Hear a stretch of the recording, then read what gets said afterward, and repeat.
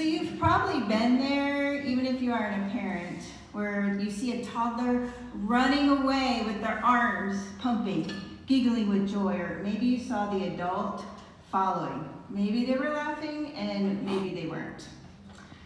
Every few steps, the child turns and looks back, giggling again. The adult, you're trying to decide, do you chase the child? Will that encourage them to run? Where are they going? Is there something dangerous ahead? The child looks back. Is there something or someone ahead? The child giggles, stops, looks back, and keeps running.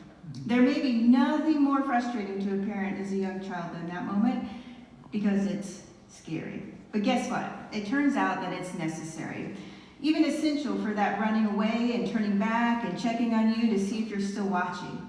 The child will actually only go so far before checking to see if you're following, to see if they're safe.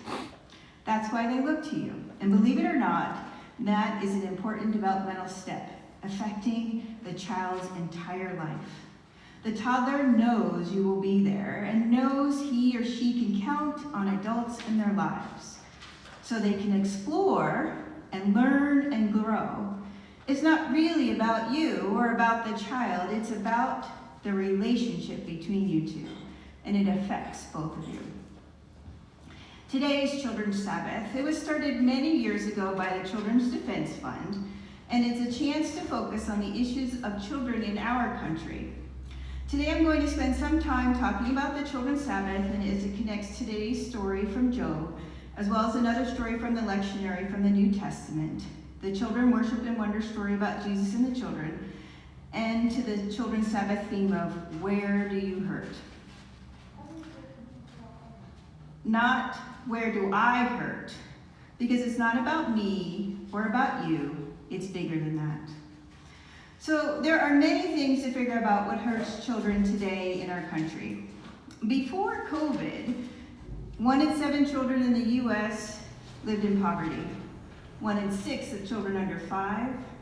And here in Arizona, it's worse. 1 in 4 children in Arizona live in poverty.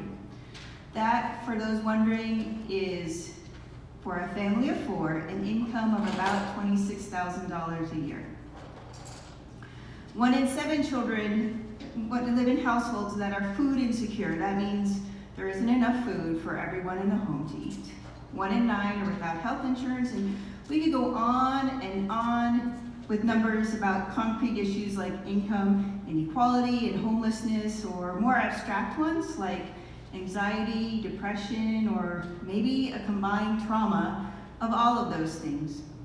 And COVID didn't make these numbers any better. But today, I want to shift the focus. First, let's talk about Jesus and the children, the worship and wonder story I told. Let the children come to me, for in order to enter the kingdom, you must be like a child.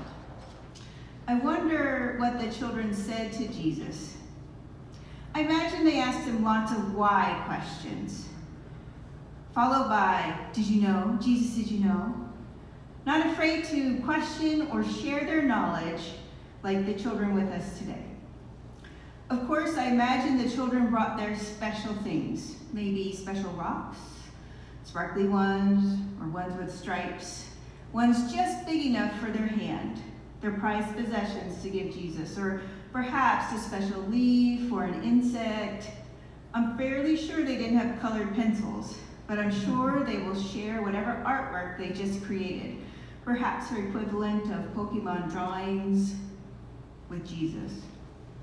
You see, often we think that when Jesus said, for those who will not receive the kingdom like a child may never enter it, we may take this to mean childlike, which we tend to mean innocent, or like a blank slate even, unburdened by our adult worldly knowledge. Or perhaps it means wise. You see, the most profound conversations or moments I have been with young children. Now, out of respect for the young children here, or the young people, they're not really young children anymore, I will tell you that while I have had these moments or observed them with the children here, I didn't ask their permission to share the stories of them. so I will not tell those specifically. See, it's not about me.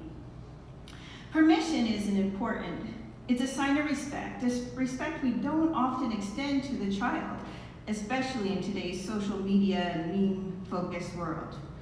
First, you might notice that aside from asking permission to share their stories, I'll ask permission from a child if they would like a hug, or if they would like a handshake, or even if they want help. The hug is not for me. Offering help is not about me needing the child to complete a task so we can move on. It's not about me. In fact, if you're a grandparent or aunt or uncle, cousin, friend, you may have been told a child doesn't want a hug. That might have been concerning to you. But you see, it's not about you either.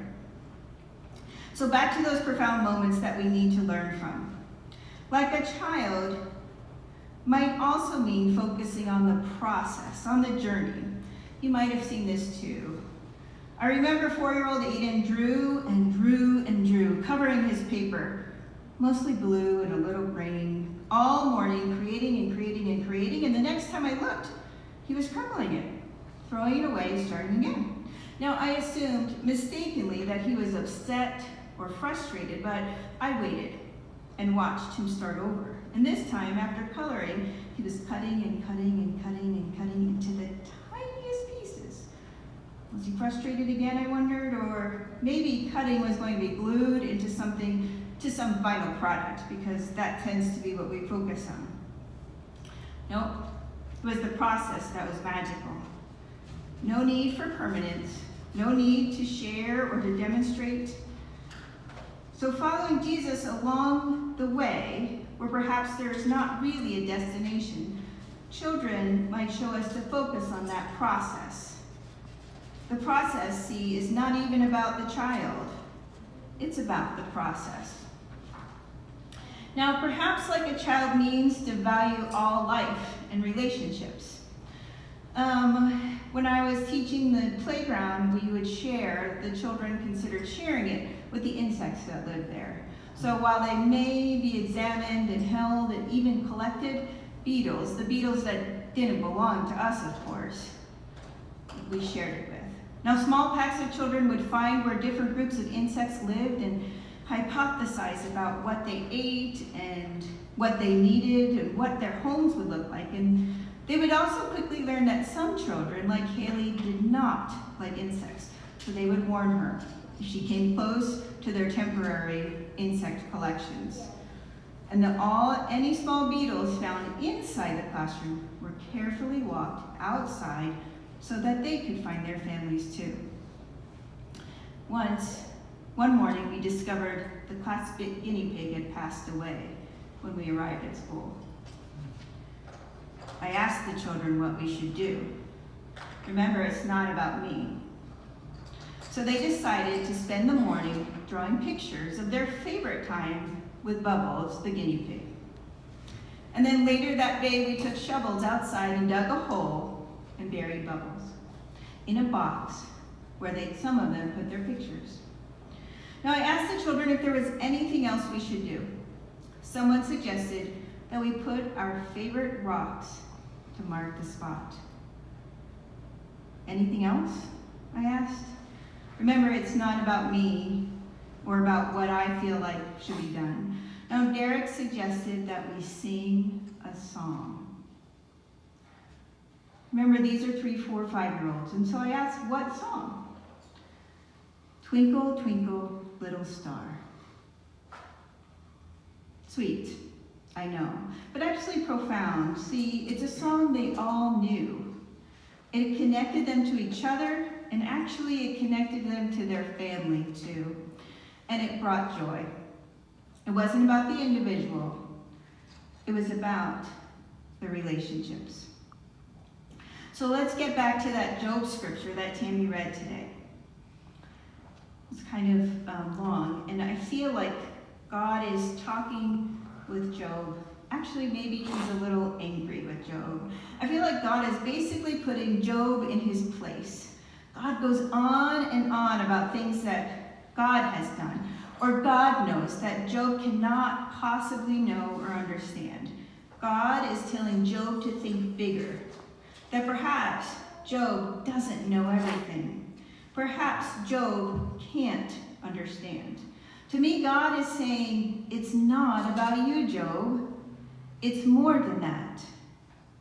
The New Testament reading that was in the lectionary from today, you're probably familiar with. It's from Mark chapter 10, and James and John asked Jesus a favor, which I first think is kind of interesting by itself. But they asked Jesus if they could sit one on his right and one on his left in his glory. Now, Jesus' response is striking. Reminds me of God and Job. You can imagine Jesus thinking, wow, I mean, come on, guys, what's your concern? You're concerned about where your place is. I mean, Jesus would think, glory is not what you're imagining. Seriously, and getting to that glory is not so glorious. It's not about you, James and John. It's bigger than that. The children's Sabbath reminds us and calls us, demands us to ask, where does it hurt? Young children start to recognize when others hurt and try to decipher their responses based on their own experiences. Where does it hurt? 5-year-old Sarah remembered being hurt and considered what helped her when she was hurt. You guessed it, a Band-Aid. Perhaps a kiss from mom, regardless of the injury, would solve all problems, magical cures to the preschooler. So at some point, Sarah arrived at school with probably 10 Band-Aids on her legs and no permanent or obvious apparent injuries. She started carrying Band-Aids in a little purse with her and would offer them to others as she saw the need. She knew that sometimes she could help and responded in the way that helped her. It wasn't about her, at least not all the time. Now, in the mornings at school, I would sometimes have the practice of going around and asking the children how they were today. Most often, children would say good or happy. But 4-year-old Mikey started to say, I'm bored. Okay, I would think, and move on. But frankly, I was thinking, was I boring him? Really? I mean, he's only been here about 10 minutes at school. I was thinking it was about me. After a few days, I finally asked Mikey what he meant by being bored. He said, I'm bored for my mom, and I'm bored for my dad, and I'm bored for my sister, and I'm bored for my brother. I'm just bored, bored, bored. I thought, do you miss your family? Yes, he said. So I told him, you can say, I'm sad, or I'm lonely, or I just miss my mom and my dad and my sister. His hurt was not about me. Children also learn and deeply understand, however much we want them, things aren't always fair, or right, or go as expected. Things fall, things break. Adults change their plans, pick their foods or sometimes their clothes, even when it's time to leave or where they have to go. We all learn sometimes it can't be about us. Children sometimes try to control this, like we all do, when they can, like when a child has decided that being first in line is the best thing ever. They must always control it. It is very important to their day. They even give up some of their playground time based on the signals they read that tell them that playground is almost over. So they start waiting in line early. Maybe there's more of them, so then they want to wait even earlier. Now, as their teacher, their guide, I want the children to be outside in their space, exploring, imagining, running, climbing, swinging. So when I notice this focus, I sometimes rearrange the line by calling children out of sequence to a new line or in a different pattern like every other child, but sometimes I ask everyone to turn around. And the last becomes the first. Now today I want to end with a thought from this book. It's called Guide My Feet, and it's prayers by Marion Wright Edelman, the founder of the Children's Defense Fund. This is by Edmund McDonald. When God wants an important thing done in this world, or wrong righted, God goes about it in a very singular way. God doesn't release thunderbolts or stir up earthquakes. God simply has a tiny baby born. Perhaps of a very humble home, perhaps of a very humble mother. And God puts the idea or purpose into the mother's heart. And she puts it in the baby's mind, and then God waits. The great events of this world are not battles and elections and earthquakes and thunderbolts. The great events are babies and children, for each child comes with a message that God is not yet discouraged with humanity, but is still expecting goodwill to become incarnate in each human life. Let us listen for where it hurts. Let us advocate for God's will, for God's goodwill. Let us remember that it is not about us.